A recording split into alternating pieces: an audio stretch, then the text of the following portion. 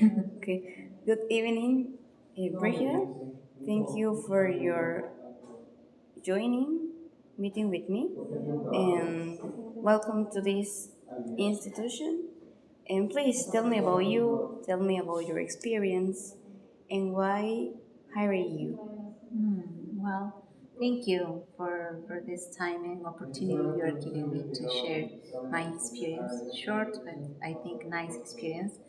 I've been teaching English for around 15 years, and I've been traveling through some countries where I was teaching English and Spanish, but basically English.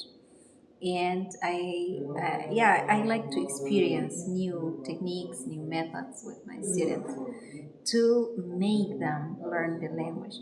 So that's my bio as a summary.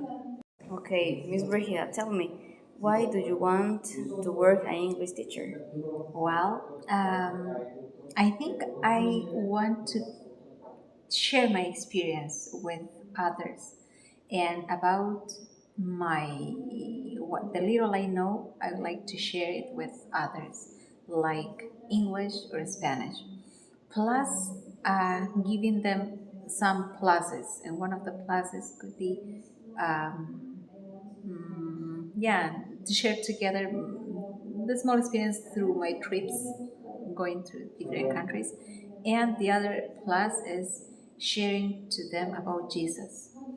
And especially this last option for me is really essential. I need to include this. It's like my objective, my main objective is to share about Jesus with them, and I use English. The method is teaching them English, the language. Okay. Are you Christian or Oh Adventist? yeah, sorry, I forgot to tell you. I'm a Seventh-day Adventist believer. I believe that Jesus Christ is God, and I also believe that the Sabbath is the day of worship. Oh, that's so interesting. Okay, so Brigida, tell me, what are your strengths as a teacher? Good question. I think one of my main characteristics is that most of my students have this level of confidence as to ask many questions in the class. I think this is not easy to build. Usually, when teachers or professors teach students, even me, when I had different professors, it was really hard for me to ask them like any question in the class. But to build this trust and confidence with the students is really important. And I see that my students, when I teach them something, they ask questions. And I think this connection that I have with them is really essential for me, and that's what I think is one of my strengths. If they ask a lot of questions, it's because probably they have the confidence to ask, and I think that's really nice.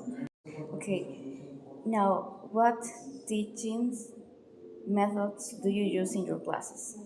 Good idea. Good question. Sorry. Teaching methods. There is a variety of methods that we can find on the web, and authors wrote many of them. Methods, techniques, strategies, many of them. I try to use most of them, and in my experience, I have seen that a piece of every method is essential depending on the context. But right now, I'm working on a new technique. I am calling it the Think in English method. Okay. And I put some strategies from one method, some other strategies from other method, and yeah, I made a mixture of them all. Plus, it's like a full immersion program. No Spanish in the class, in the class and out of the class as well with the students, so that students will be forced to use the language. That's that this method, the thinking English method, the method I'm working on, is like a usage of many strategies from different other methods. And yeah, I'm working on that, but as I told you, the usage of other strategies from other methods. Okay. Do you create this method? I'm on the process of creating this method. It works. I made a lot of experiments Okay. with most of my students, and it worked. And by the time I'm seeing that some things are not good, so I have to change. I'm still changing some things, some details. Okay. And do you have a great results? Yeah. I have right now 2 students who have good level of English from 0. This is in Peru, but this method worked in Turkey as well. So in Turkey it was perfect because of the context, the place was very helpful. In Peru we don't have a English is not our second language. Everyone speaks Spanish here. That's a disadvantage, but I'm still working on this method. Okay. Okay. Now, how do you motivate your students learn English?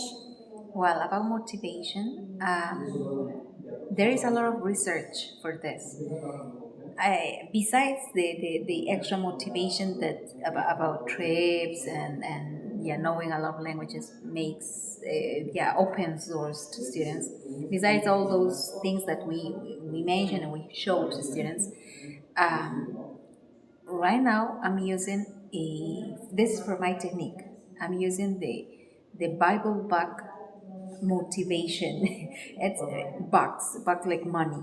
Okay. For every participation, I pay my students. Okay. And if they are late, they need to pay me. And they don't do homework, they pay me. But if they participate, I give them money. If they memorize the Bible verse, I give them money. Yeah, whatever they do, I give them money.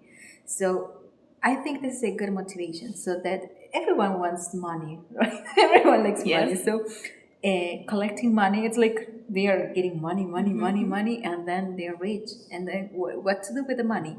This money, it's just a paper and with my signature and something. And when they get a lot of amount of money in the end of the semester, um, I'm gonna do like an auction. An auction is I'm gonna play some material, some English material, food, whatever, and they will pay for. They will buy me these things. So I think it's a good motivation.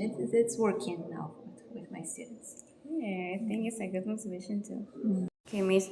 Now I have a great question for you. How do you handle a student who is not paying attention in class? That's a very difficult question and difficult for teachers. But English has a lot of advantages. And with English, we create sentences, we create grammar exercise, like with examples, right? So, what I try to do always is to use the names of the students. So, and indirectly, I'm telling them what not to do or what to do. For example, if I see a student who didn't present or who didn't do one homework or one assignment, and then I put in front of everyone the name of this person, of this student. It's also according to the level of confidence we have with the student. Okay. Because I don't do this with all of them. I need to have a level of confidence with them. And then if this student didn't do a homework, so I put in front of everyone, let's say he's Brian. Brian, and then I say, how do you say Brian no hizo la tarea en inglés? And then it's like indirectly telling them that this guy needs to do the homework, and at the same time I'm using the language to make the example in English, right? I was using the simple past or simple present, whatever, and then I made the example.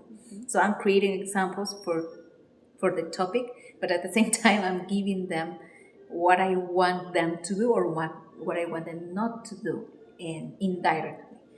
And it helps because many of them understand that, that the teacher remind that I didn't do the homework.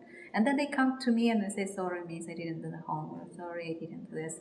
Give me more time or something like that. It worked for me so far very, very well.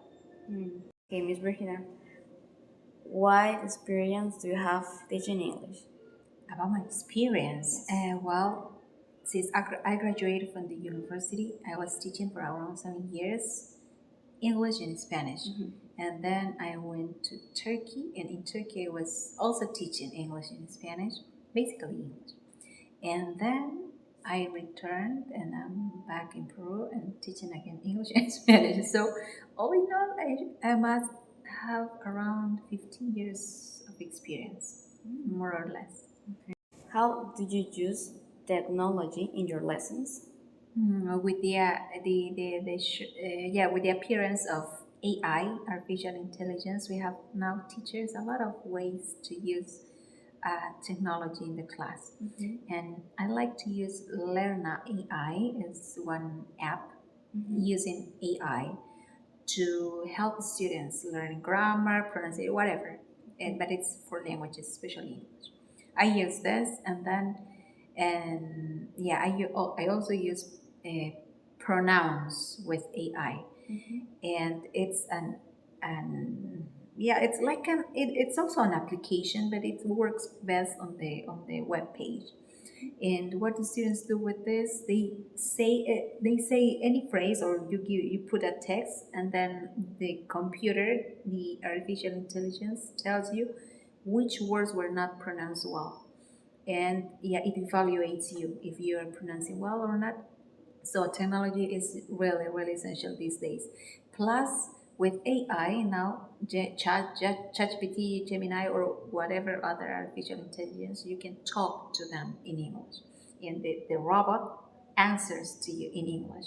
It's like talking to a friend, and I do that also with ChatGPT. I'm talking to them. It's talking like with you, like a friend, and or with anybody. We talk to them, and then you practice in English. It's like talking to a native speaker of English.